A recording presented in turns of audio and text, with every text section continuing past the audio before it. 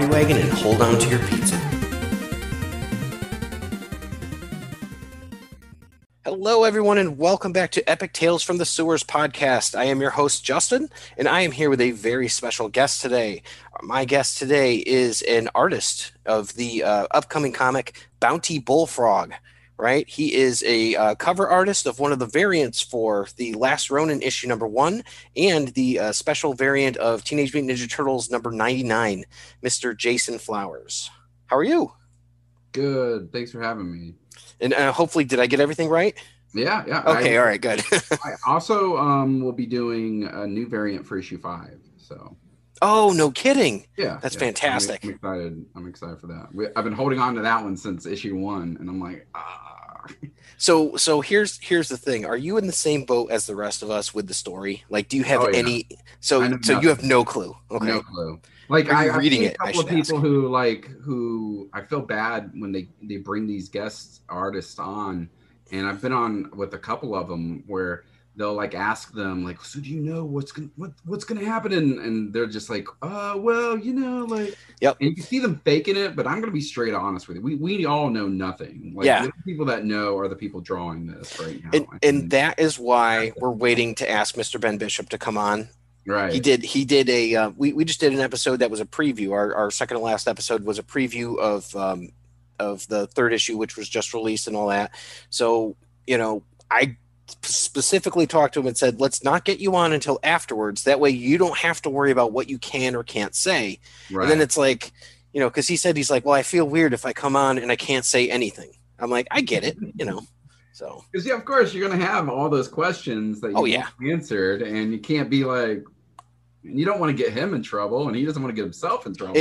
Exactly. We don't want this to be another, what's his Spider-Man? What's his name? The kid that plays Spider-Man. Oh, Tom. Yeah.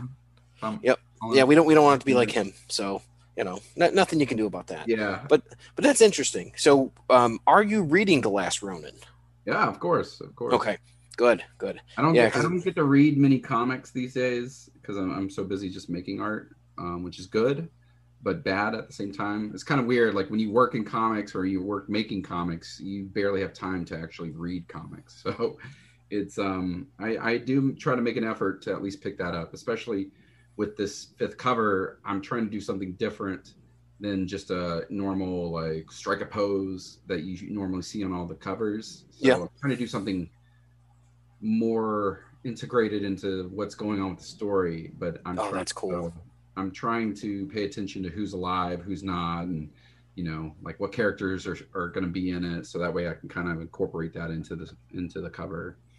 I did get a chance to take a look at your variant cover for issue #1, which I have not been able to get yet. And I mean, I have 15 or 16 different covers, and I haven't been able to find that one yet. So I don't see many people with it, and it kind of discourages me. But at the same time, so that's an Epicos Comics. Shout out to Epicos Comics. Oh, cool. Epicos came to me last minute. We managed to get in last minute to get a cover, and with that, it was very limited. So I think there's like 400 copies. Oh, so yeah. I'm hoping that since cons have opened, we're going to start seeing them. Yeah, they sold out immediately, and then I sold out probably the beginning of the year, and I think I have like maybe 2 to myself. So now, are you gonna do something like? Are you gonna hold on to these and maybe get them graded? Yes and no. This hearing how grading is going right now with everything is kind of scaring me. When I'm hearing like it's like a 4-month turnaround or whatever, I'm just kind of like, woo! It is, dude. I mean, I had one that I just sent out. I haven't sent out any Ronins yet for this particular reason. I had a copy of Batman Adventures number 12, first appearance of Harley Quinn. Okay. So, and literally bought it cover price when it came out, sat in my collection forever. And I'm like, all right, well, let me just see what I can do. And I had a friend, shout out to Scott from Chrome Comics. He's like, send it over to me and I'll get it sent out. literally 4 months, like you're saying, it had been 4 months almost to the day when I found out what the grade was. Comes back, I'm like, man, I hope it comes back. Anything over a 5 would be cool. He Yeah. sends it back. He's like, dude, it's an 8.5. I lost my mind. I'm like, I can't believe it. I'm like, it was just sitting there. But it Was it at was least bagged 8 months. and boarded, or was it Yeah. just Oh, like, oh, yeah. Absolutely bagged and boarded. I mean, I had the price sticker on it and all that, so it was like everything was fine. It was just like I had literally bought it, and then I think I read it once, and then I put it in the box with the other Batman adventures and just sat there. So, yeah.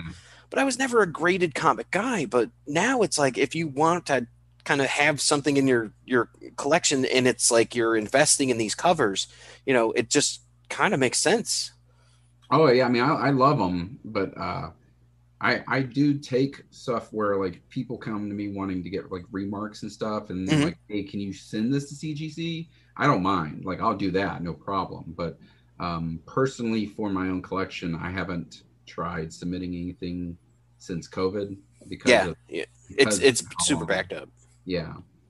Are But you what are you collecting then? Because you mentioned that it's tough to read right now, but what do you um, like to collect?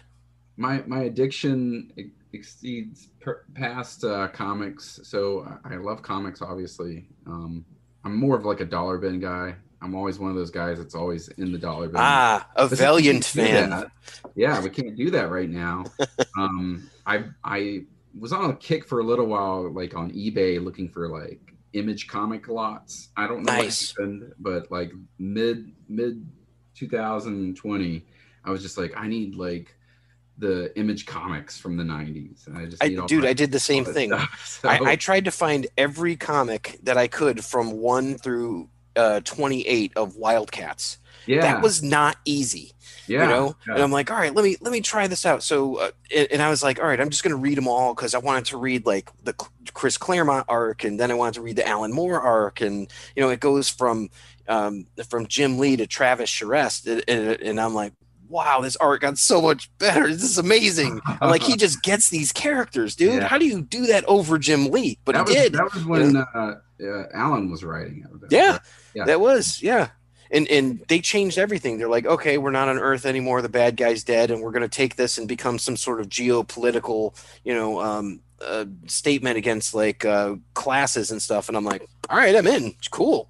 You know, you I got, mean, it's been years since I read those, but I remember Travis was doing the backup stories near the end of Jim's run, yeah, and then they had that Image crossover where all the different artists did different issues. I think it was like issue 14. They did that. yep, Like yep. Because I Jim think we did had Savage some. Dragon. I've been trying to track that one down. Oh, that's a good one. I, Yeah. I have to get issue, I want to say 32 and 33, which are the Hellboy crossover with Savage Dragon.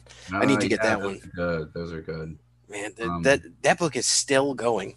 it You know, is. It is. it's I was amazing. an avid Savage Dragon reader when it was out, but 13-year-old boy, of course. Like it was everything. It was like boobs and violence and action, and that Savage Dragon was amazing. Like I haven't read it in years, and when I talked to a couple people who have kept up with it somehow, it's like Savage's son and everything going on with him. I don't even know what's going on. I'm with you. I haven't really kept up on it. The image stuff that I read now, I've been an avid reader of Saga.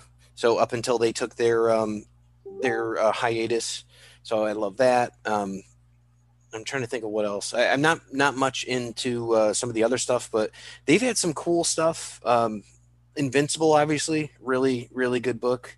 And I think they did Luther Strode, which was like one of my Yeah. absolute favorite stories. That I'm Yeah, I like was this. reading. I was reading Justin Jordan on Spread. Did you ever read Spread? No, no, I Like Miles haven't. Crumb and Justin Jordan. It's very like John Carpenter's The Thing. Ooh, Very cool. It was very cool. They ended that, I think, around 24, 25, something like that. So there's huh? like, yeah, there's like 3 or 4 volumes of it out. It's really good. I recommend it. Yeah, that sounds great. Like that might be something that I get into because I like their other work. You know, yeah. So do you go into the stuff like Pit and the Max, or Oh are you yeah. looking at like Well, Brigade in and? the '90s, I was big on Max. Like I was Oh yeah, like Wildcats, some Cyberforce, Never really got into Youngblood, though I do like Rob Liefeld's stuff. But yeah, I was Really nice guy, it, by the way. Just to put that out there, I met him, and I didn't expect him to be as nice as he was, and the guy was friggin' just amazing. which one? Which one? Liefeld. Oh, And a lot of people give him a lot of shit, and they're like, "Oh, he doesn't draw feet, and all he does, all the pouches and all that." Yeah, he leans into that now, and he can look at it and joke about himself and all that. But I look at it like, dude, you know, he got away with it, and he's this kid. He was a kid drawing X Force. Like, that's yeah, mind blowing. He was a kid drawing X Force. I still look at a lot of that X Force and New Mutant stuff and go, this was like a teenager drawing, like a yeah, 19-year-old absolutely. dude made this, and this is just crazy to me. But And, yeah, and some of the stuff is not perfect, but it's like if you see, like my favorite thing was he did the cover of Wolverine Saga number 1 or 4 or something like that, or the back cover of it, right? It's got yeah, like Wolverine like jumping and like there's like a million little drawn hairs on his body. I'm like, yeah. this was not rushed. This was like, I'm trying to impress the people at Marvel and all that and do a really good job. And I'm like, this is awesome. Now, truth be told, I don't believe it shows feet. That is fair, but it's he did such an awesome job, and it's so just dynamic. It's like he understands movement in comics. yeah, So, yeah. I still follow him. He did an issue, like a issue of Shadowhawk.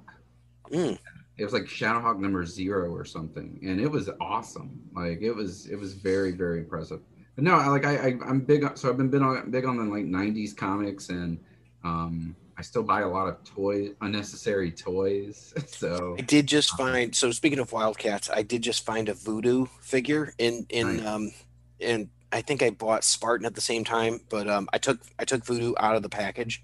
I had to. I'm like, what are you Yeah, gonna do? I Um, only found, like, I still have my Damonite. nice. That's a good figure. Yeah, that was a good figure. I think that was Kenner, not Kenner. No, It's Playmates. Playmates. Yeah, Yeah, the same as the turtles. turtle stuff. Yep. They thought they were going to hit it big. They had, I think at the time they had Turtles, Wildcats, and Star Trek. So that Hmm. was the big lines, the money makers that they had there. Yeah, I still try to collect some turtles, not as much. But right now it's like a lot of the new Masters of the Universe stuff's coming back, and we were talking about earlier. So, like, I've been on like the hunt for that kind of stuff. So Do you get a lot of commissions for master stuff? no, no, surprisingly, but That is surprising. I don't really like. I haven't really shared my obsession with it. Now Ben Templesmith, who's like one of my favorite artists, is doing a month-long kind of Masters of the Universe character list. So every day he's posting a new character from a list of drawings of Masters of the Universe characters, and it is amazing. Like, That sounds really cool. he's rocking them all. Like, it's That's like very when impressive. Mike Mignola was doing he was doing like the Universal Monsters for a while, and it was Yeah. like everyone. So it's like, hey, here's Dracula, here's Frankenstein. I'm like, oh man, this is like the greatest thing ever. And of course you want them, but they're like going for, like, I think he was doing it was like COVID relief, wasn't it? It was like they were all went up on eBay for COVID relief. His stuff probably Probably sells so. for just as much, if not more, than Alex Ross's stuff. Yeah. Yeah. Like it's absurd because like he's so in demand and all that too. It's like everybody wants him, and you'll like okay, Mhm. And it's funny too because you end up getting more negative space than character, but that's just his style, and it's But like that's this what I is so love. good. And that's Oh my yeah, style. Like, I love negative space and like how people manipulate it, like Frank Miller and Lee oh yeah. Bermejo and all those guys. Like, I love seeing negative space in art. And yeah, McNoll is a master of that. He's Well, that's a good segue then. What got you into drawing comics and wanting to be a comic creator?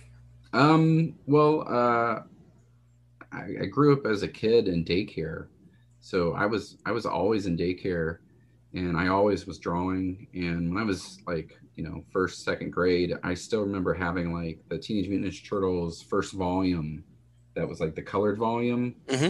from First Graphics or whatever. So it was like the first 4 issues in color, and I remember just loving that and always drawing from it, and being obsessed with Ninja Turtles. And then one day, I think it was like 7 or 8, and the kid brought some Wolverine comics that Mark Silvestri drew, Yeah. and that was it, man. Like, I knew I wanted to make comics, like I wanted to draw comics and do all that stuff. So ever since then, I was big into drawing comics, and then making my own little books. And then probably around early high school days, I was still making my own comics, and I got back into Ninja Turtles. And because you go away a little while and you come back to it, and I was heavy into like the indie side of them, just paying more attention to the fact that they were like these two dudes that made a comic that turned out to, it was like an indie comic. It wasn't from the big two companies, and they Mm-hmm. were making this by themselves and putting it out, and people were loving it, and that just blew my mind. And so I was heavily into just making my own comics, and I got into like reading independent comics that way. And I've ever since then I really support indie comics. Like I love all sorts of indie comics. Not so much like superhero indie, but just indie comics that aren't superhero style, I guess. But This reminds me of the Kevin Smith film Chasing Amy a little bit. oh, I love that movie. Yeah, Yeah, it's, that it's was a just big like, that was a big one for me too. Growing up was Chasing Amy. That, it's a good movie. I yeah, like it. Yeah. yeah, fantastic. It was nice. Did you ever see a Jay and Silent Bob reboot? Yes, I Yeah, saw it in the theaters actually. yeah, yeah. I wanted to. Yeah, it was in like 5 theaters, and I'm in the Chicago area, so it was here. So I'm like, all right, Yeah, let's go check it out. I ended up seeing it, and then I have another show, and we do like movie reviews and all that. So yeah, we went to go see it together, and after I saw it, I'm just sitting there like, I freaking love this movie. And one of my friends is like, it's all right, and my other friend's like, this is awesome. I'm like, it's one of those things that it's like if it hits you with like those little nostalgia beats and all that, then you're gonna love it. But yeah, you know, yeah. For me, like I grew up getting into Clerks. Clerks was okay for yep. me, but I really drew towards Mallrats. And then Chasing Amy, when I finally saw that, like that was huge on me. And then Dogma was good. They're all good, but those two, like Mallrats and Chasing Amy, were my two. And like the reboot was really cool to see how they like tied all that stuff in and kind of gave you a little update on everybody. I thought that was neat.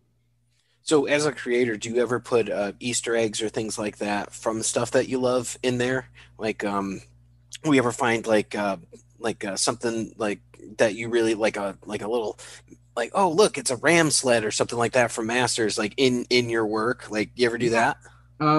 Well, I when I was a kid making comics in my younger high school days, I would always draw this weird little like roach bug. It was kind of this weird little bug thing, but I've translated that as I make comics now, and I always try to put it in somewhere in a book. Awesome. But in my new book, Bounty Bullfrog, which is like a total homage and love tribute to Teenage Mutant Ninja Turtles, I have a scene where like he's fighting these bad guys called the Plague, and they're falling into a sewer, and way in the background you see a silhouette of like a Ninja Turtle. Oh, that's so Yeah. cool. And then I have another part where he's in a car trying to escape them, and on the keychain is like a little Ninja Turtle keychain. So That's like awesome. that's my little homages to them. So It's like if you've ever read like an Usagi Yojimbo book, there's always that little lizard that Stan Sakai yeah, puts in yeah, there. So yeah, it's like, and you like look for it, you're like, oh, there it is. yeah. That's That's so neat. exactly it. It's exactly it. So we gotta look for the roach, huh? I did a kids comic, or a kids book, I should say. It was like a Halloween kids book I made, and I have the little roach bug in throughout the whole story. Oh, So that's so he's cool. like part of the story, and one of the, because I grew up reading when I was real little, the Critters books. Do you remember those? Yes, I do with Little Critter and Yeah. yeah, You'd always have absolutely. like a little mouse and a little spider, Hmm. and they were always somewhere on the page, like hiding or doing some sort of activity. So I try to incorporate that into my kids' book and into my other books too. So Yeah, I remember reading that to my kids. It's like, yeah, Little Critter cleans his room, or Little yeah, Critter, is a spoiled brat or something. It's we're reading that to my son right now, and we're teaching him how he's like there's the spider and where's the mouse? There he is. that's so cool. Yeah, Yeah. Yeah, I like those books. They were fun. A lot of stuff going on, like a lot of stuff in the background too. So yeah, that's interesting. So let me ask you a little bit more about Bounty Bullfrog here. Yeah. So you said it's kind of an homage to Ninja Turtles. Where'd you get the idea for the concept? It was just that. Like I was like 14 or 15, and like I said, I was making my own comics. I was like freshman in high school kind of thing. So like I was diving like hard into the Mirage Ninja Turtles comics, and you know back then you could buy them for like $2 or $3. Hmm.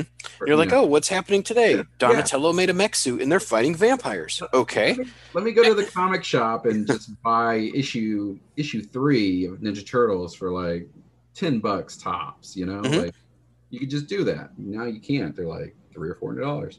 But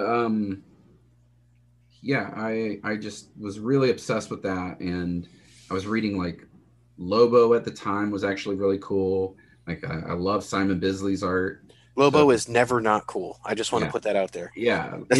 Anything Lobo was cool.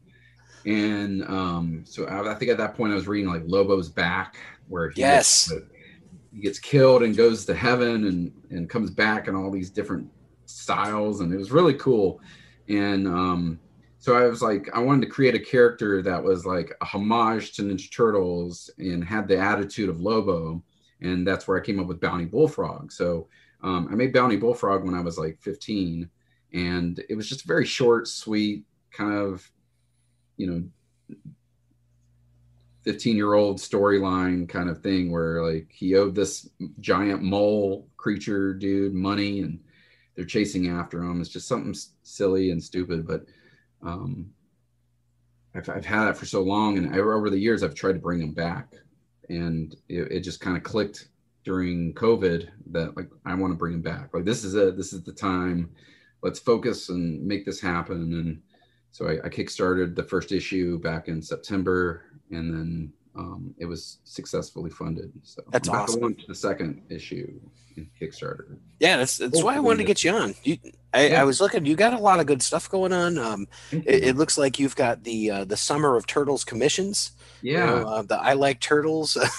So, and I mean, like everything that you're charging is like so beyond reasonable, and I'm like, wow, Oh, really? I need to You know, go up, man. yeah, I was kind of surprised too because I mean with like it seems like we're in kind of the same circles with like these online turtle groups and all that. So it's like you kind of like other artists and I know other stuff like that. But I'm just like, wow, this art is amazing, and it's like I don't want to say it's cheap, but it's like that's a great value, you know, Well, thank like a you. full I, colored sketch. I'm like, that's fantastic. yeah, I'm trying to make sure I'm not like cheapening myself, and because I don't like it when artists do that. I don't think they should. But You're at the making same time, lifelong fans right now is what right, I'm doing. right. I That's think to show a commitment of like, yeah, of a relationship. I'm trying to build relationships, and I've definitely built a lot of new friends and contacts and people since COVID, and I've appreciated all the support. But yeah, like I usually do a Turtle Tuesday every Tuesday, and I try to do like at least 2 or 3 hour session where I'll draw stuff, and sometimes it'll be like little cheap 5x7 sketches for $20 or something, and it's just a way for some, because I love seeing people's art, and if I could buy something that's reasonably priced that could get me something at a decent price, that I would love to do it too. But yeah, Summer of yeah. Turtles is like a month-long version of like, let's do something every day in the month of June. I kind of got behind on some of them because of holidays and birthdays. Like my wife's birthday's in June and my birthday's in July, and so we've kind of cross-sectioned right at the beginning of the month there. But um, and That's I like like Turtles. February for me. It's like everything's going on. Yeah. Yeah, and so I Like Turtles is also like a collection I try to do once a year. I started about 3 years ago, where like I just take a bunch of like pieces I've done, whether the commissions or prints or something cool, and just try to put it into a limited edition collector book, and it'd be like, I'm only printing this many, and once they're gone, they're gone. and then the next year I do another one. So we're on volume 3. Volume 3. I'm probably going to start pre-orders in the next week or so. Oh wow. So Do you get a lot of different commissions, like for like DC and Marvel characters as well as Turtles, or is it mostly the Turtle stuff? well, it's mostly turtle stuff right now, only because like that's like what I'm obsessed with. But Which is cool. yeah, like I'm getting work. I'm not complaining. I love like, oh, I got to draw turtles today, like nothing like that. I love it. But yeah, it's mainly turtle stuff, and I'm cool with that. Like that's what I want. Yeah, if I was a kid and someone's like, "There's a job." Sorry, did that go through, or did I? I think I oh, there, internet issue. Yeah, I was saying if I was a kid and they're like, "It's a job, you get to draw turtles every day," and like people just tell you, "What? Okay, no problem, I'm in." Sure. Yeah. I am not complaining at all. I'm very grateful for it. Um, but yeah, it's mainly turtles. I've done so. The June into July now is Summer of Turtles, and I've done stuff in the past where like I've done like Inktober. If you're familiar with Inktober. Inktober, like tattoos.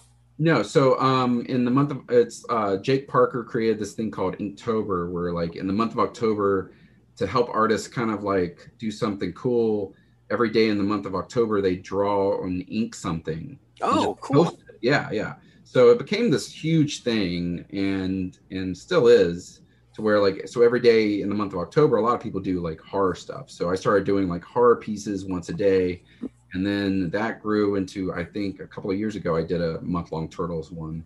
And then after that, I did a month-long Marvel character one where people could request Marvel characters, and then I would, just draw them and whatever. And I think I might do one for DC. But yeah, usually a lot of commission work is turtle related. But like I said, That's great because I'm I mean grateful. I love some of the stuff that I've seen. Well, I love all the stuff I should say that I've seen. I was looking at it. You had this really awesome Leonardo, and Leo's my guy. Leo's my absolute favorite. So I saw it. I'm like, oh, that is so friggin' slick looking. Yeah, Was it the one with him fighting the Triceraton? that Is that? was the one. Yeah, Yeah. yeah, that was pretty cool. Yeah. And it leads me to the next question. Which one of the turtles is your favorite? I've always been a Raph guy. Okay, Always been. I like. He's not mad or angry. He's passionate. absolutely. Yeah. That's how I look at it. Yeah. Raph it's funny too because like I talk to a lot of people and a lot of people like Raph for different reasons, but Raph is like that's usually like one of the top two answers, and it's funny because he is the ladies' man. He is the tough guy. He's the strong guy, so it's like everybody wants to act like Raph and all that. I look at Leo like I always wanted to be like Leo. Like I aspire to be like Leo, and I really love those qualities that he has. But at the end of the day, it's like I'm probably more like Mikey and Don and Raph, but that's kind of like I want to be Leo, but Right. Right.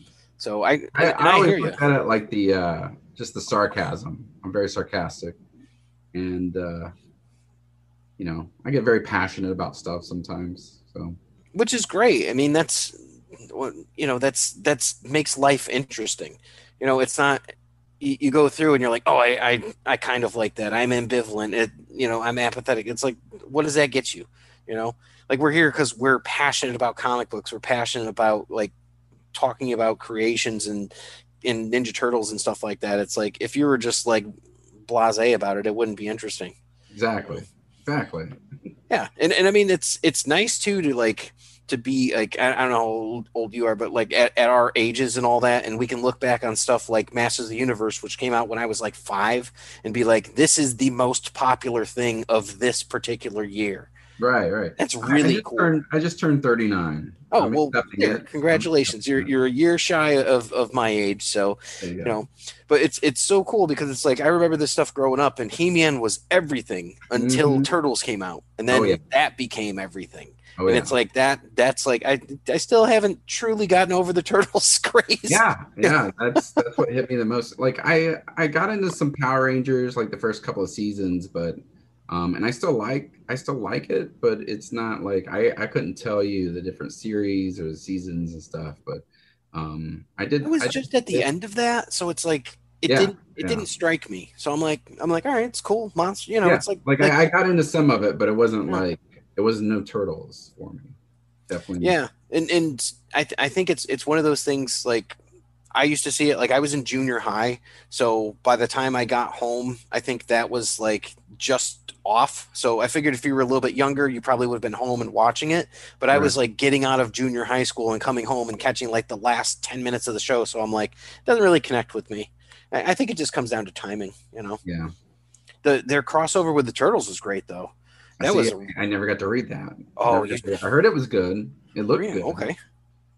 Yeah, okay, you got my wheels turning here because I may have an extra set of that too. So I might Oh, cool. maybe I'll send you that. But yeah, it's pretty good. Like the art on it alone is fantastic. This Oh, yeah. The preview art I great. saw looks beautiful. Oh Yeah, yeah. They're later this year, I believe that they're coming out with action figures from that series too. I heard that too. And Yeah. that's gonna be pretty neat. I did I don't love know if it's gonna be seeing the costume crossovers. They looked really nice. Like I very think well done. Raph is the Black Ranger, I want to say. I Yeah, think so so. that's kind of interesting. Yeah, I think it's gonna be fun. I'd like to see the Turtles crossover with a couple different more things. I know we're seeing the Freddie Williams doing the I crossover with saw Masters that. I saw Universe. them posting all those Yeah, where they got canceled, and I was like, no, that looked that like it would would have have been been so perfect. cool. It would have looked so cool. He said his ideal crossover, if he could do it, would have been He-Man, Thundercats, Silverhawks, and I think like one other thing he had like mixed in there. And he's like, "Let's see if we can make that happen." I'm like, "Holy crap, dude! Well, I mean, the He-Man Thundercats he did was great too. That was awesome. That I was only got to really read good. a couple of those, but what I saw was beautiful, as always. It's so good. The Injustice one was probably even better than that. Was it? Yeah, it's I mean there's a point that Mum-Ra is working with Skeletor, and Skeletor is just like this desiccated, like, oh, I don't have any power, I don't have any power. But it's a long con, and then he ends up stealing the power of Shazam. And it's like, what? That's awesome. Yeah, and like if you can imagine what that looks like on the page, it exceeds all expectations when you open up that book and you see, Skeletor with the power of Shazam, just like, whoa. So, yeah, that's I pretty love cool. Skeletor. Oh, he's great. Skeletor Yeah. fan. Have you had a chance to watch like the Toys That Made Us and all that? Oh yeah, oh yeah. That stuff's really great. I'm a big movie buff. Oh, Um, cool. I'm one of those weirdos that like I'll be watching the movie and I'll be really enjoying it, and it might be like my third or fourth time seeing it or whatever. And I'll just sit there like as I'm watching it and be on my phone reading like the IMDb like Yep. trivia facts and stuff. You're like, Like oh, all where that do I stuff. know this guy from? Like yeah, like Who's Stephen Lang? It's like, oh, look, oh, okay, he was an Avatar. It's like, like I'll read all that stuff and just be like, oh, this is cool. So they filmed that here, and or this is why they had to do this and stuff like that. I love reading that kind of knowledge. that's My cool. wife's just like useless knowledge, useless That's fact. that passion. That's that I'm passion. like, well, yeah, it's that passion exactly. There, I could Yeah. always tell when I come back because your fan is moving again. So Ah, I love it. This my internet. I have upgraded internet for business and all that, and it still freezes. It's great. is it me? All right, as No, long it's as it's not definitely me. that's probably me. So we talked a little bit about turtles and all that. So how'd you go about getting into like the variant cover biz and stuff like that? Because I know you've got a couple, and I was looking at some of the accolades, like, and I was really happy because I saw that you had Scout Comics mentioned on there, and I love Scouts comics right now. Yeah, Scout's been putting out some really badass stuff Yeah. past couple of years, and I not only is it just the comics been putting out, it's like the way they've been like doing certain business models of like promoting and advertising. Like I think it's really cool. Like they've got they got a box or something that's called like it's like the broken box or something, where it's just like you for like $25 if you don't care if the book's bent or damaged in any way and you just want to read a Scout comic, they will send you 25 random Oh Scout wow, comics, yeah, for like $25. That's awesome. Yeah, it was awesome. Yeah. Well, they were holding a contest for it, and they were trying to. You had to like write something to incorporate that into it, and I wrote something, and I was one of the 5 people that got to. They picked my submission, so to speak, and they sent me a box, and it's awesome. Like, so I got like 25 random Scout comics, and that's what I'm talking about, like stuff like that, and then Yeah. the subscription service boxes they've got, and like all that kind of stuff's really cool. But yeah, I really love what Scout's been doing. I submitted to them for Bounty, so we'll see if they get back to me. Wink, wink, guys. Yeah, really. Yeah, that would be a great match. I mean, there's all kinds of like independent companies right now that have really fun things going on. I'm a big Valiant fan. I mean, this is no secret to anyone that knows me. I actually just did an interview with someone about Ninjak and Nice. Harbinger and Bloodshot and all that. So it's like I love those guys. But like some of this other stuff, it's like really interesting when you're reading, and it's like, oh, they don't have an established universe, so it's like you're getting in ground floor, so you're Yeah. trying to figure out what's going on. It's like, oh, well, does Bounty Bullfrog have a space with these characters? Maybe he does. Maybe it's a dimension thing. Maybe they're aliens. It'd be interesting to kind of see where that goes. I've set it up where I introduce four kind of main characters within the first couple of books, and what happens is like they will have their own kind of spin-off series where they can each kind of have their own little mini verse kind of connected to Bounty, and but all still be in the same realm. But I'm just right now I'm just trying to just make it. I'm not like I've got characters to create a giant universe, but I'm not trying to Ninja Turtle it, so to speak, yet. And I imagine that comes with time. That's not going to be Oh two yeah, yeah. two issues. And I don't know how long was the first one. Was it? I'm guessing it wasn't 22 pages, right? The, It's the probably first issue was 28 pages, okay.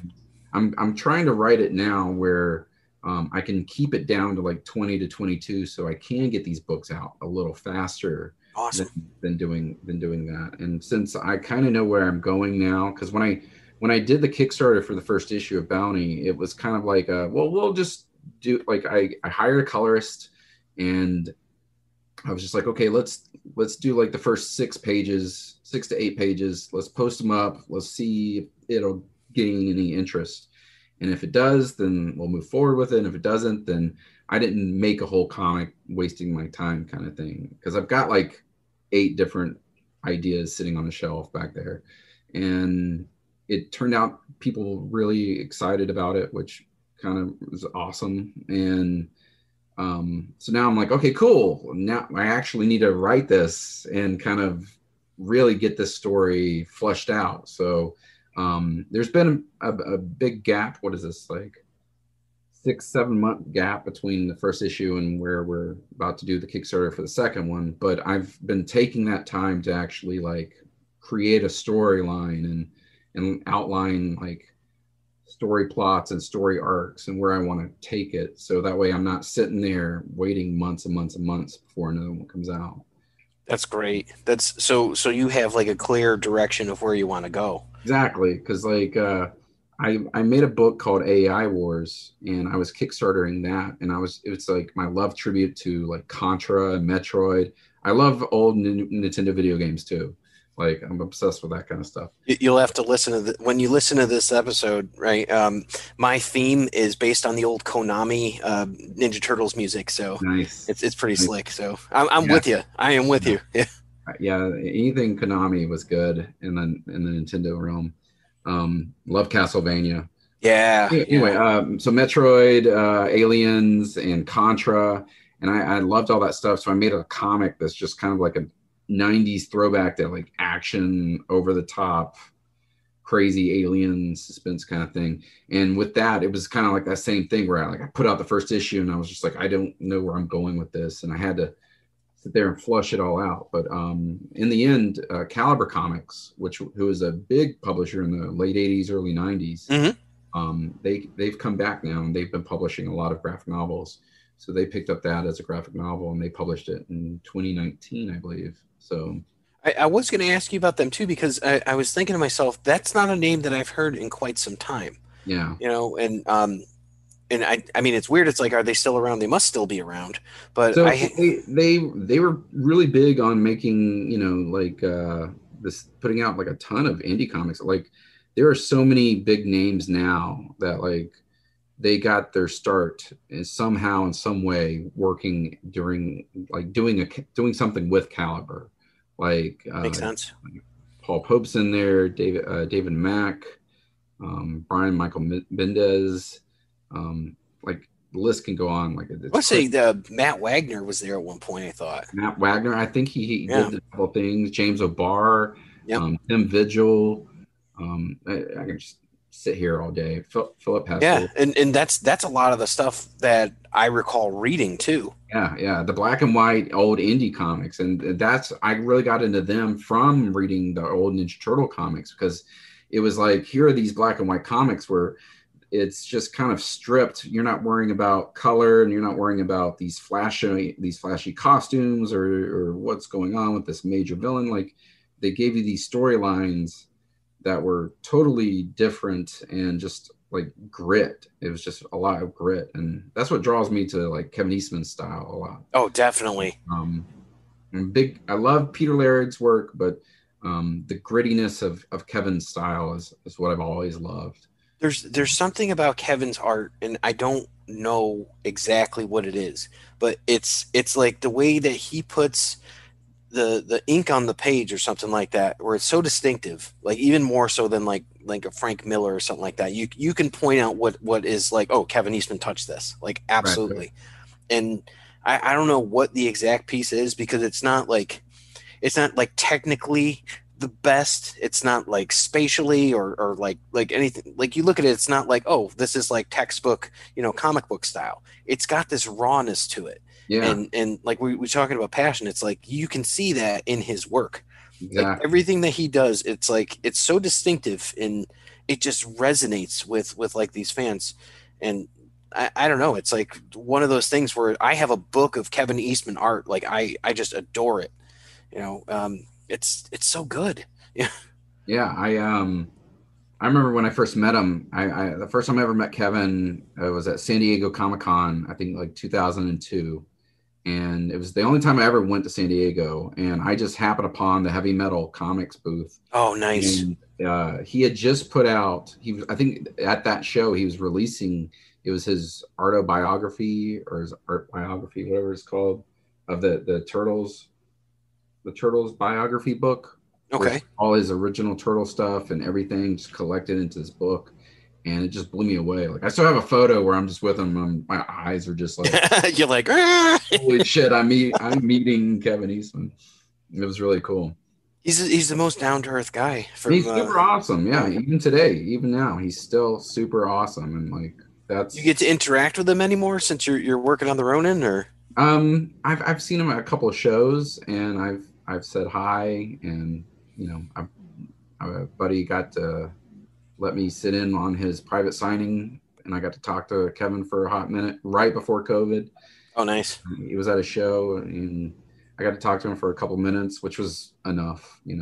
Of course, my mind goes blank. Like, I don't know what to ask him, but I could, that's where you get. You're like, I'm gonna be like, damn, I like turtles. Yeah. That's what you get. I had a chance to ask one question. I haven't met him in person. It just hasn't been an option yet. But you said you're going to do an interview with him, right? I am. Yes. Yeah. Couple, maybe about like 10 days or something like that. I got a scheduled interview with the man. I get 10 minutes. So I have to think of all these questions I'm going to ask. I don't like to ask the same questions everybody asked. Right. So I last year he had this huge thing going, and he was doing like a Q&A for Halloween. I'm like, all right, cool. Let me think. I'm like, all right, what music did the Turtles listen to? What? Oh, wow. No one's ever asked that before. Like, I don't know. And that became like one of those things. It's like, because I like music, I like the Turtles. I'm like, well, what would they like? Because I figure Raph would like something different than Mikey, and Mikey would like something different than Donnie, and like what's they're into. And and he stops and he thinks, and he's like, yeah, I bet you Leonardo would like some sort of traditional Japanese music, something like that. I'm like, that makes perfect sense.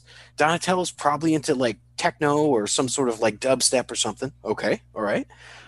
Mikey, he likes classic rock, mostly from the '60s, stuff like that, like surfing music. I'm like, that checks out, okay. And Raph is, either into rap or hip hop or something. I'm like, all right, you have answered my question sufficiently. I'm like, that is perfect. So, but it's just like I'd rather know about like the characters or things like that than I don't know. I'm not going to ask him about the Ronin because he can't tell me anything. Yeah, he did this interview for one of the comics magazines back in the day, and I found it and I bought it, and it is like it's probably like a 30 page interview about like everything that he's ever done, and like it was really cool for me because it was I was getting out of high school, so I was heavy on like wanting to make comics, and I started working at a print shop right after high school.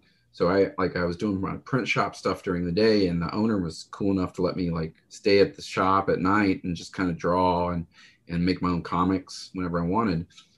And that interview was so cool because not only did I get to see like the Kevin Eastman who came to fame from Turtles, but it was like what happened to him after and like what he was doing with Tundra. Yeah. And, like where all the money went and what happened with, putting his faith in people to do comics and they didn't show up and all this. It was really mind-blowingly cool. So I've always, whenever I meet him, I always want to try to ask him something that's not Turtles related for myself, but I can never think of anything like right off the bat. And I'm just like, you should make sure if you get a chance, ask him, does he know about Bounty Bullfrog? Okay, all right. We'll see what I can do. I'll be like, so are you a fan of Bounty Bullfrog? Excuse me. It's like, if not, you should be. You should be. Yeah, you definitely should be. So, yeah. So what's the deal with Kickstarters and all that? How does it work for an independent artist like yourself? Is this the best way that you found to kind of get your stuff out there rather than self-funding? And it's a good question. Yeah. So I will say when COVID hit, and it kind of forced us all to kind of, make that decision. I think a lot of us were kind of all in the same boat where we wanted to make comics. We've been wanting to make comics, but doing shows is kind of, when you're a full-time artist, that sustains your living. But you're only surviving the next show or the next two or whatever. So having COVID hit, it kind of gave a lot of us that chance to make the books that we've been wanting to do. Like when 2020 was about to start, I had told myself, I was like, I'm going to do less shows. Like my goal is to do less shows and then just work on making comics. So be home as much as I can to make comics. And I didn't think that wish would turn into what it did. the reality. The reality of just always being home, which is fine. Like I'm very easy homebody kind of person, but any comic that I ever could make, Kickstarter was there for me. And like I said, when I did AAI Wars, the first 2 issues I kickstarted, and I was going to do the 3rd and 4th, but the publisher didn't want us to do too much like that. Now I've heard some publishers are okay with Kickstarters and some aren't, but I've always put out like my kids' book that was Kickstarter. I've done probably like 8 Kickstarters, and people are very supportive. Back then it was very more like people are still learning about Kickstarter, but when COVID hit, especially in the comics world, everyone found out about Kickstarter, and they understood like, oh well, this person's doing this, and Indiegogos, and like, what does this all work, and how does this all work, and this is very interesting. And so it's cool. It's really like, it really got more attention because of COVID. And I knew that was something too, where like, I wanted to put something out and do something on Kickstarter. And I wanted to make sure that I was trying to take advantage of this opportunity of having everyone at home more who are going to be supportive of the book. And I think that's why I did so well. Like, I think I was asking 6,500 and we ended up getting 8,500 for the book. That's fantastic. So it was fantastic. Yeah. I did stuff where people could die in the book. Some people could be characters that die, or background characters. And That's the dream right yeah, there. yeah. I So I mean, to got be to do, drawn into the book. yeah, I did this really cool, people who wanted to be background characters. That classic Futures Past X-Men Yes. Yeah. Okay. Yep. with the deceased and apprehended sign. So I've That's it. got Bounty Bullfrog walking out of a bar, and on the background, he's lighting a cigarette, and in the background is this giant poster of that, and all the people who wanted to be background characters. So they're all in there, and I ended up getting to make trading cards and like Pogs. I made Pogs. You made Pogs. I need to I get a made hold of those. Pogs. I Oh made my Pogs God. for people. Shoot me your address after this, and I'll send you some stuff. Yeah. Yeah. But Definitely. I gave them stickers and trading cards and mini prints and anything Wow. good to kind of like offset the in a way to just say thank you. And I've had several people tag me and post just being like, this is just incredibly awesome. Like just the amount of Well, stuff. Kickstarters are the best, man. Yeah. I just did two, right? So for our podcast, I just had actor Jim Varney, right? He did Ernest. Okay. Yeah. So I read his nephew's book. His nephew was on the podcast and another podcast that I do, and we were talking about his Kickstarter. He's trying to get a movie together from this book, and it's all about like the life and times of actor Jim Varney. Right. Awesome. He's already exceeded his goal, and they're trying to get like Billy Bob Thornton and all that in there. That's like a lot of money to get together to even be able to contact his people. So Right. and then the other one I'm really excited about is filmed right here in Chicago area. It's an independent film. It's a fan film they're making called Casey Jones Livewire. Yeah. I was so That glad is that so got much fun. funded. Yeah, Yeah. and I met the guy who plays Kate. So Adam, I met him at a show at a local Comic Con because I stopped and I'm like, oh my God, that's an amazing picture of Slash that you drew. And it's like this painted picture with like like Jackson Pollock, like flecks of paint and all that. And I'm just looking through his stuff and I'm like, this is amazing. And he had an entire book that he turned into a coloring book of all Masters of the Universe stuff. And I'm like, dude, we are going to be fast friends. Yes. And I bought all of those. Nice. And then, fast forward like 2 years, I have a podcast and I'm interviewing him. I'm like, dude, I can't believe that we met at the DuPage, Fairgrounds Comic Con show years ago. And now here I am interviewing you. And you're going to be in a fan film playing Casey Jones. This is absurd. Yeah. It's so fun. Yeah. Yeah. It's really one of those cool things where like, it's amazing to have these platforms available. And it goes back to what we were saying earlier about building relationships. Like Mm-hmm. I've tried to make sure that like I'm putting out the books when I say I am, and building that trust, because Kickstarter and Indiegogo, these are all built on trust. So I think there's still a couple books that I haven't gotten from previous people, saying that, oh, well, this happened and, now we can't ship it, and, or you don't hear from them, and, you take that risk. But that's another thing with me where I'm trying to build that trust that, that Jason's going to deliver. He says he's putting out this book, he's going to make it.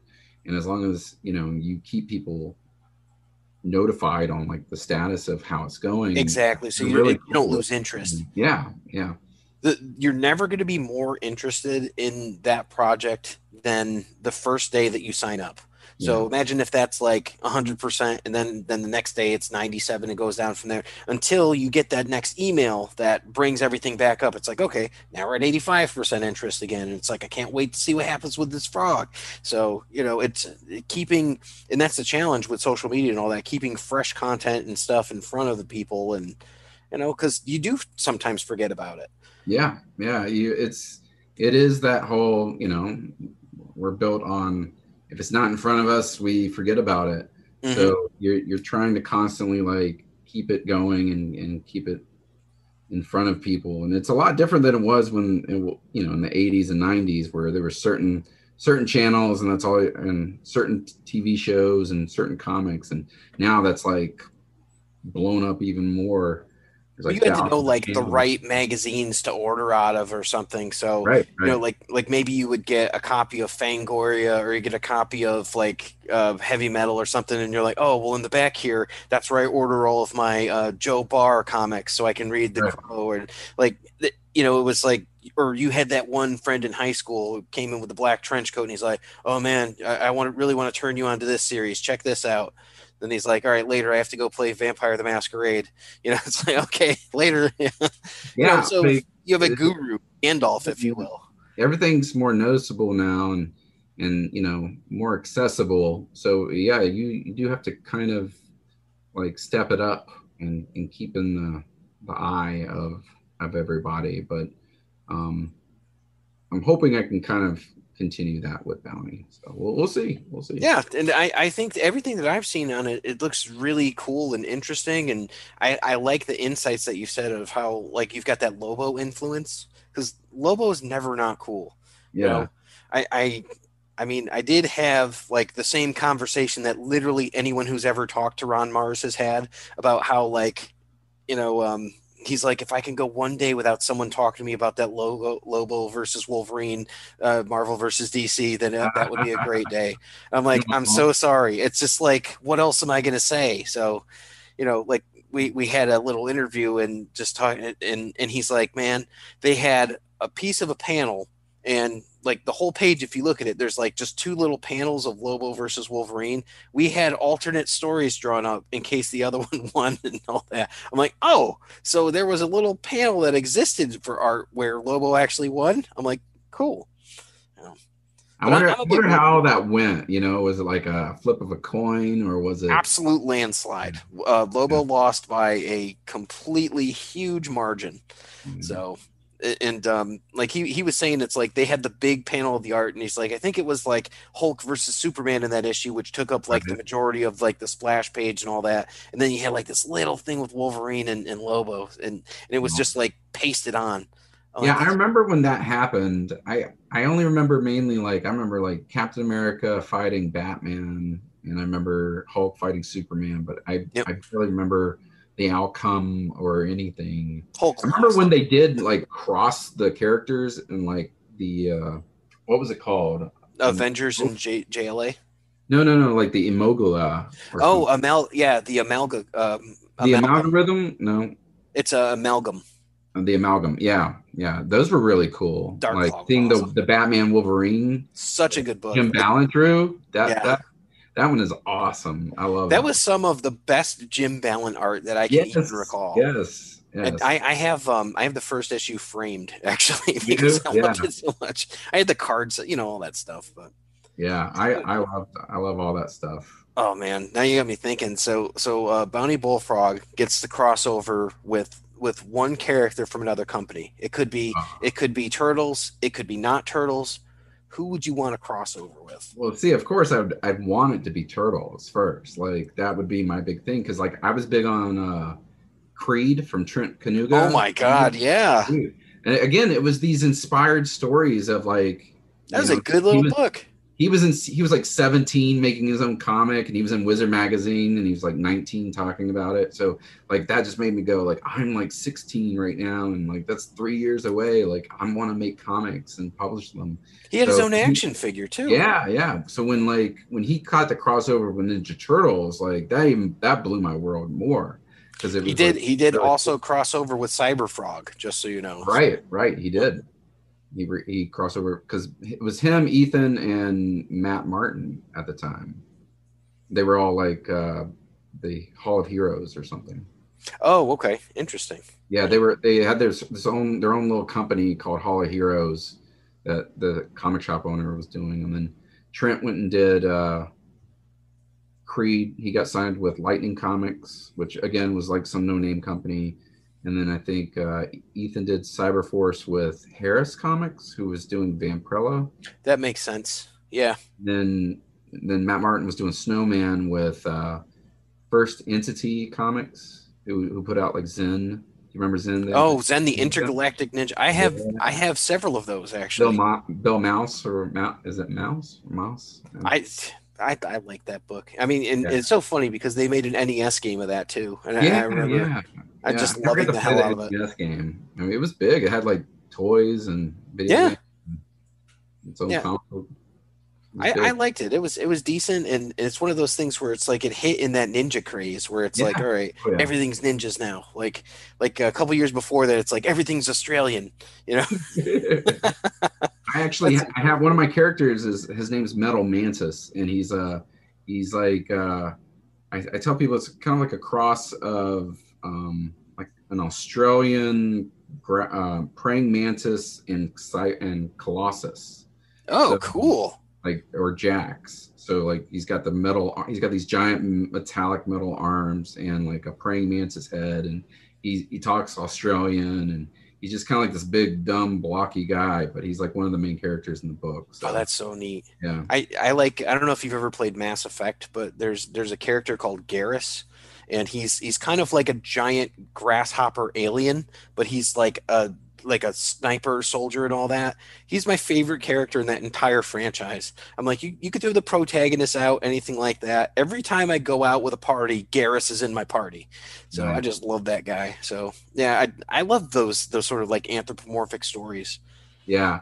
Then and that's the thing is like I've got like half and half, kind of like turtles, where it's just like there's quite a few that are these like half breed characters, and there's going to be humans in it. So Well, it's that not grounds it, you know? yeah. So it's So it's like, kind of oh, I like can see yeah, it myself brings in this. reality back. That was, I'm a big fan of the Dark Crystal, right? And that Wow. was one of the big downfalls of that film. It had literally no human characters in it. Yeah. So you find most people love it or they don't love it. And when Henson went to do Labyrinth, that was very important for him to have humans in that afterwards because of Dark Crystal.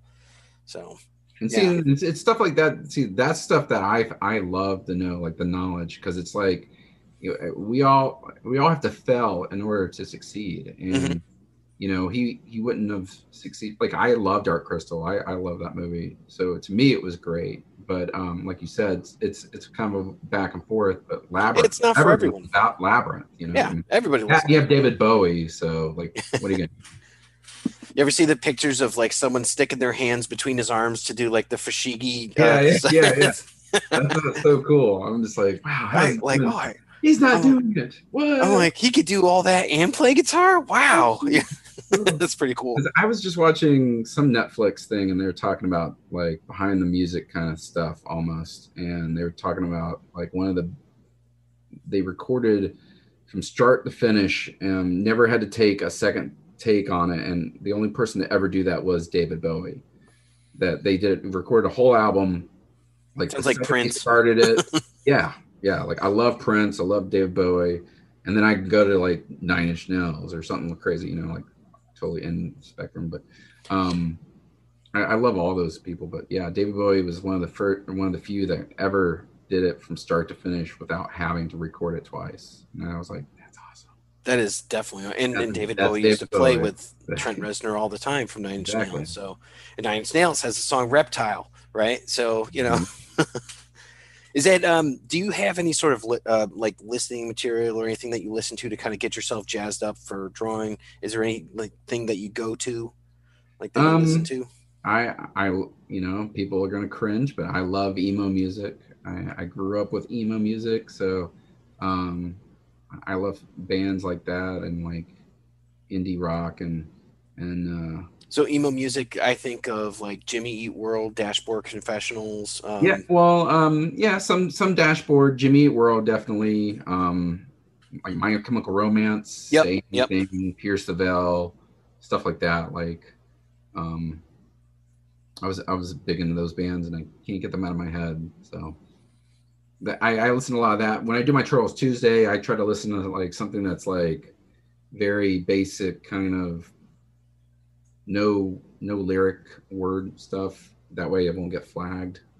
And because when I post the video, I don't want like my whole thing's been muted, because Warner Brothers stopping the music or something. Yeah, we did a video one time featuring Wilford Brimley's music or something like that, and that was like one of the quickest things we had shut down on YouTube Mm. because of the copyright for one of the songs that he was doing.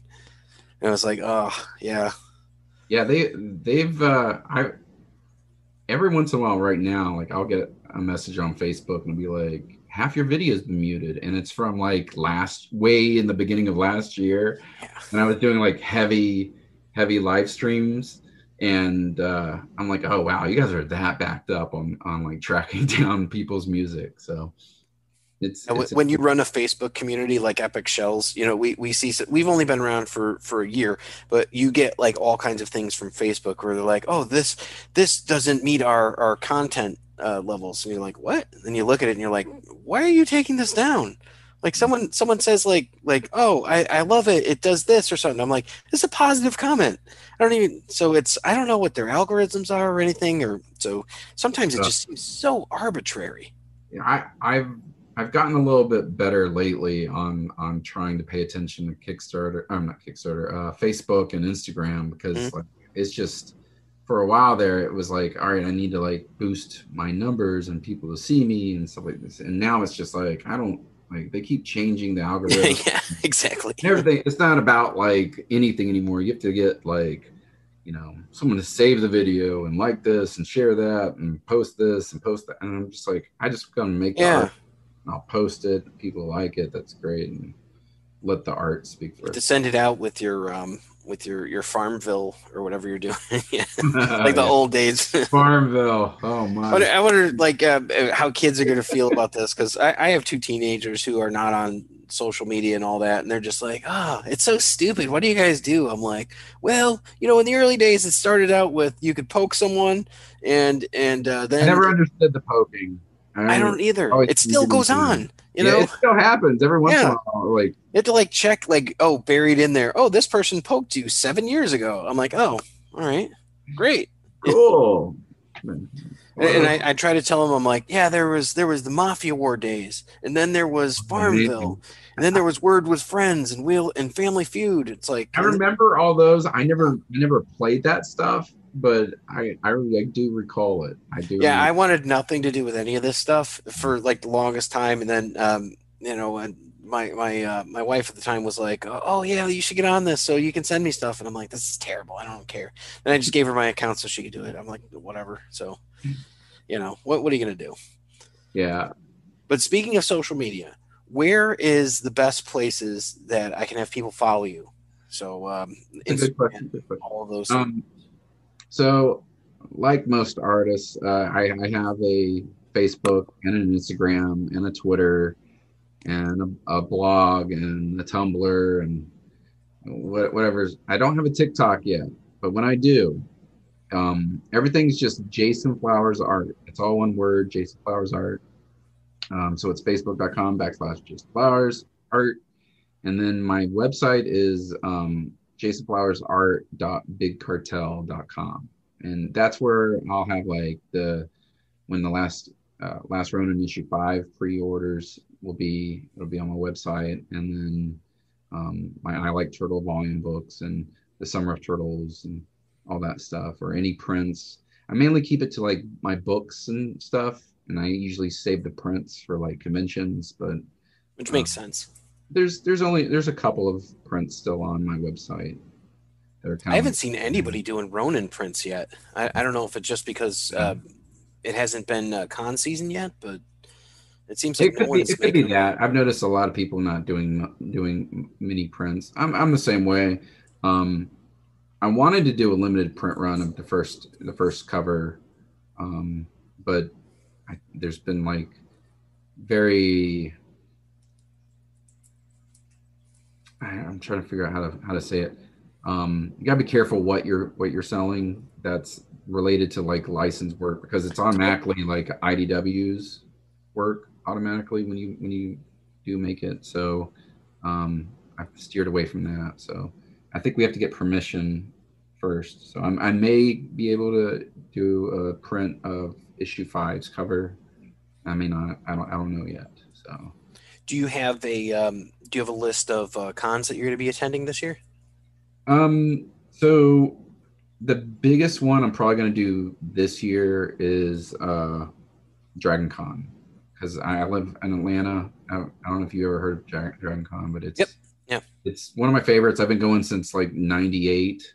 The first A lot time of they had, cosplay there. Yeah, Jim Lee was the main guest for comics in 1998, and that was the first time I went. And he was doing Divine Right at the time. Oh man, Yeah, they and asked him about that at C2E2 last year. did they? Yeah, they're like, "You ever gonna finish?" He's like, "You know what? If it hits me and I feel like it, then I'll finish." So Don't finish it. Don't. he's not going to. Yeah, it's, It wasn't. It was all right. It was one of those image books I was tracking down, and I bought a lot, and the lot yeah. consisted of like the first 12, and I was like, okay, cool, yeah, I remember loving this book. Like, It looks great though. I mean, well, it it's looks like great, but the covers are great. the story's just like, I don't know. Um, but yeah, Dragon Con's probably the biggest one. I'm gonna be doing some one day shows here and there, but mainly close to home. We'll see what next year Kind of brings. like the Georgia area. Yeah, Yep. just the Atlanta, Georgia area. I've got several one day shows throughout the next couple of months that are in like Tennessee, Alabama, that kind of stuff. Florida, we'll see. Nice, nice. Yeah. So no plans right now to come out here Chicago way for any of the. Um, I only usually come out there for like C2E2, Yep. and I know that theirs is at the end. December this year. At the end, yeah, December. But I don't know how I feel about that. Like I can't any say I show blame that was him. ever in December, honestly, for me, was never a good show. So, everyone's trying to recover from COVID, and they're going to put on a show in December. I'm just like I wish them luck. I hope it goes well. Like, I'd love to know that I'm wrong, but I haven't seen anything in terms of like who the guests are going to be or anything like that. But I right. mean, last time I could tell you, like it was 2020, like 2 weeks before shutdown and all that. I know. Probably the most people I've ever seen in one place in my life. That's what I heard. I heard it was like I heard last year's, which I decided, or yeah, 2020's. I was like, I'm not going to do C2E2 this year, and I didn't do it. And I had heard that like it was like so many people, they had never seen that many people in a long time, and I was like, Yeah, but it was good. I mean, my wife's got an autoimmune disease, so we were just like, just to be safe, like we don't. and absolutely, it's there's no reason to put it out there for like a show like that where you have little control over it, and health obviously comes first. So Right. so you got to be careful. So we'll miss you, but still, like we know we can get you, at your Oh yeah, website yeah. and all of that. And as I mentioned, you've got the Turtles commissions going on, and the price is like awesome. Like that's the price point where it's like, dude, get two. It's like, Well, then that just tells me I need to bump. I need to bump up. Well, I mean, I've seen a lot of people bumping their prices, and honestly, like I get it, but at the same time, some of them like really. and for the record, I'm not telling you to go up. I'm just saying it's like the value of It's a some good like deal, a yeah. listener of this show. Like if you look at the quality of what you're getting for what he's charging, it's really a good value. So Well, with the Summer of Turtle pieces, I will say like normally, I mean the Summer of Turtle pieces are 75 each, and that's usually just a penciled inked kind of like inked washed kind of piece I usually do on a 9x12. But with those, I wanted to make sure that I was giving everyone like something extra. So like I did add like color to it, and I've added a little bit of background. Like I made sure that these are like at least $100, $125 pieces that they're getting for like $75. yeah. Then they also get like a Summer of Turtle sticker, and I'm doing like 4 little limited signed mini prints, and so like they're going to be getting so much more just for this deal, and that's what makes it this Summer of Turtles kind of thing. So Which is great, and because I mean, it's so hot right now. We've got what like another month and a half before the Ronin comes out, so it's hot right now. yeah, ride that wave, man. You gotta ride the wave. Absolutely. I just look at. I mean, I follow turtle stuff every day, so it's like between like the NECA figures coming out and like they're re-releasing the Turtles in Time action figure, or the video game, the arcade game, not action. Oh, awesome! And I know that there's the new one that's supposed to be coming out. What's the new one? That's the new arcade Turtles. The Bama Palooza or something, or No, no, no, no, no, no, no. It's a platform game.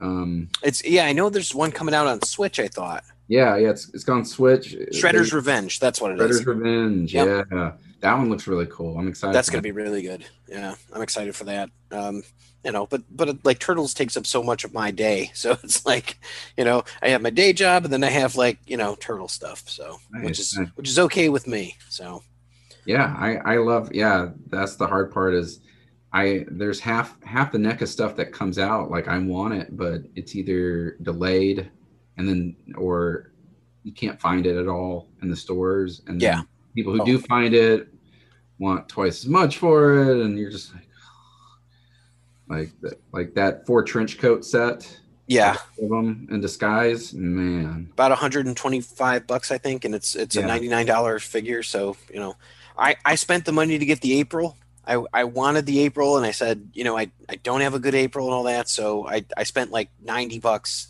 aftermarket to get the April and the foot soldier, and I'm like, all right, that'll be the one I spend the money on. the Super Sevens also, the Yes, Ultimate figures, man. I'm excited for those. I pre-ordered the Mondo Gecko, so Yeah, every day I got the look to see. Casey. I think I got everyone but Mondo. To be honest with you. I liked him better than the NECA one because he didn't even have the skate on his tail. So Right. this one, I'm like, this one's pretty cool. And I'm a big Mondo guy. So Yeah. if I I was going to love do a Turtles Muckman. commission, I would probably ask for Mondo. Nice, nice. I did just do a couple of Mondo Nice. on the Turtles, but yeah, Muckman. I love Muckman, and I like Everybody, that one better than Muckman's the NECA one. incredibly popular. Yeah, I love Muckman, and the Casey Jones looked really good for the Ultimate. Yeah, yeah, he does. Yeah. And even the Mutagen Man, which I thought was an odd Mhm. choice, but I Yeah. mean, people love him. That's what made those characters so great. Like that's what got me into like Toxic Crusaders and all that other stuff, Yes. was like just how these like giant mutated weird looking characters, and you're just like as a little boy you're like, this is cool. Even now I'm like, this is awesome. And just the neon colors, like they really hit it all like really great with all those figures. I'm with you. I spent the most of COVID trying to collect all of the Universal Monster Turtles. So now I'm only missing Yeah, the mutant monster alien Raph is the only one nice, that I'm missing now. nice. Yeah, that one's a good one. I had like years ago, I bought the Creature from the Black Lagoon one of Leo. Yeah, Like that's my favorite actually. Creature of Black Lagoon is one of my favorites. You can't see it on my shelf, but I've got like a whole giant shelf. A buddy gave me a Oh, bunch of nice. figures, and it's just Creature's my all-time favorite. Yeah, So he's the coolest design. So yeah, when I the saw Gill that Man, Leo one, I was like, yep, I'm gonna need that one. that's so cool. Well, I'm gonna thank you for coming on at this point, and just because we're running a little long, and just if you could one more time tell everybody where they can find your Kickstarter for the Bounty Bullfrog. Yeah, yeah. So if you don't follow me on social media, find me on Facebook and Instagram and Twitter under my name, Jason Flowers Art. It's all one word. And I'll be releasing the details in the next couple of weeks on whether or not it's going to be either near the end of July, or I might just push it to August to give myself a little more breathing room in terms of promoting. But issue 2 of Bounty Bullfrog will be coming out on Kickstarter, and yeah, yeah, and look out for my Last Ronin #5 cover coming near the end of the year, because I am going to be super excited for that one. I think I've got to find the might first push to the November. Is it November or probably December? probably I know 4 just got pushed to September, so it's got to be at least November or December. So I didn't realize they pushed it that far, but yeah, it's yeah, like beginning of September or something. well, it gives me more time to pre-order, so Yeah, yeah, yeah. I'm okay with that. So it's all right. I have probably too many coming anyway. So what can you do? But thank you so much, Jason, for being on, and everybody, stay tuned for next. We'll do our pizza time pizza recipe of the week. Thanks for having me. It's pizza time. And now, in a segment that we call Pizza Time, where we discuss any Teenage Mutant Ninja Turtle or pizza-related food, I give you Pizza Time. Hi everyone, after speaking with our favorite variant artist, why don't we look at a variant recipe for pizza? This one is called Crazy Corn and Bodacious Bean Pizza. Makes one 12-inch pizza. Whoa dude, this is like the fiesta in your mouth. Make some black bean puree for use on taco night or as a dip for tortilla chips. It'll keep in an airtight container in the fridge for up to 3 days.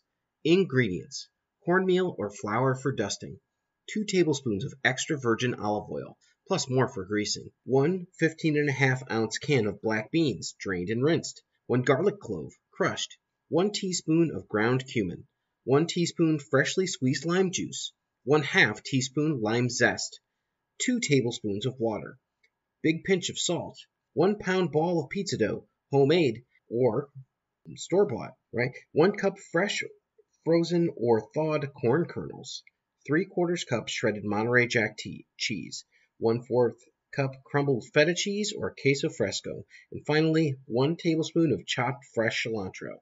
Lighten it up, dudes. Use whole wheat dough or low-fat mozzarella to lighten up the pizza recipe. Instructions: if you're baking on stone versus steel, place your baking stone in the middle rack of the oven and preheat to 500 degrees Fahrenheit for at least 30 minutes. Then turn the oven to broil. Dust the pizza peel or inverted baking sheet with cornmeal or flour. If it's a baking sheet, preheat the oven to 500 degrees Fahrenheit with a rack in the middle position. Lightly coat with heavy-duty rimmed baking sheet with olive oil. Step 1.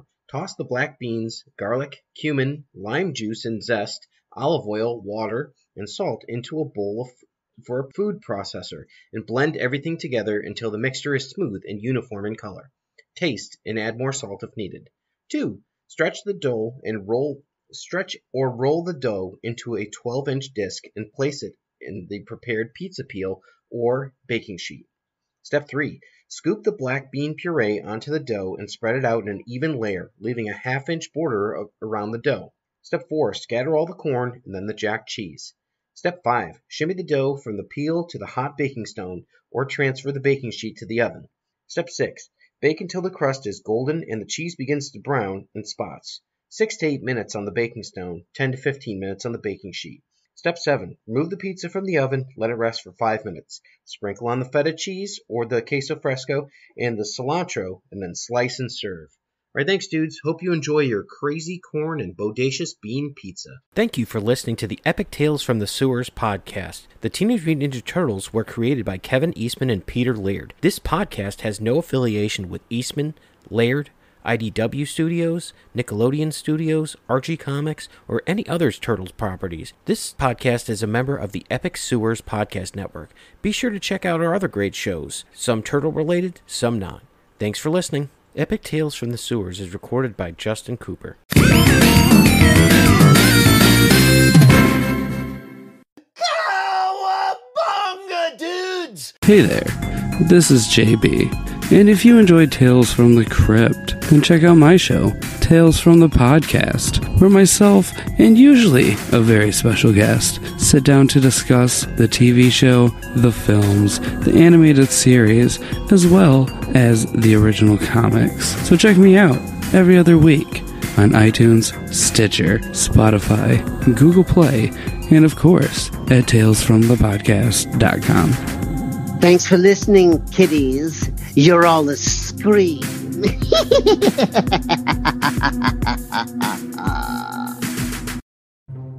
Everyone thinks because you're a zombie, you don't know good coffee. Well, they're wrong. We have very active lifestyles. It's not all wandering the countryside aimlessly or scaring passing motorists. And we all love a good cup of joe. And there's only one brew that gets my seal of approval. Deadly Grounds coffee is my guilty pleasure. Bold, robust, delicious. It's coffee that can wake the dead. With over a dozen different roasts and flavors, Deadly Grounds can satisfy the most finicky of coffee addicts. The aroma is so intoxicating. It brings all of my neighbors out of the woodwork. Deadly Grounds coffee. Coffee to die for and zombie approved.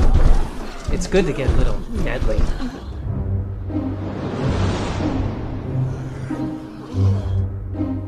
Use the front door! Oh, they're so disgusting. Terrificon, Connecticut's #1 Comic-Con, is back at Mohegan Sun on July 30th to August 1st. Meet actors and superheroes. Shop for cool stuff. It's 3 days of Comic-Con fun. Terrificon, Connecticut's #1 Comic-Con at Mohegan Sun, July 30th through August 1st. Learn more at Terrificon.com.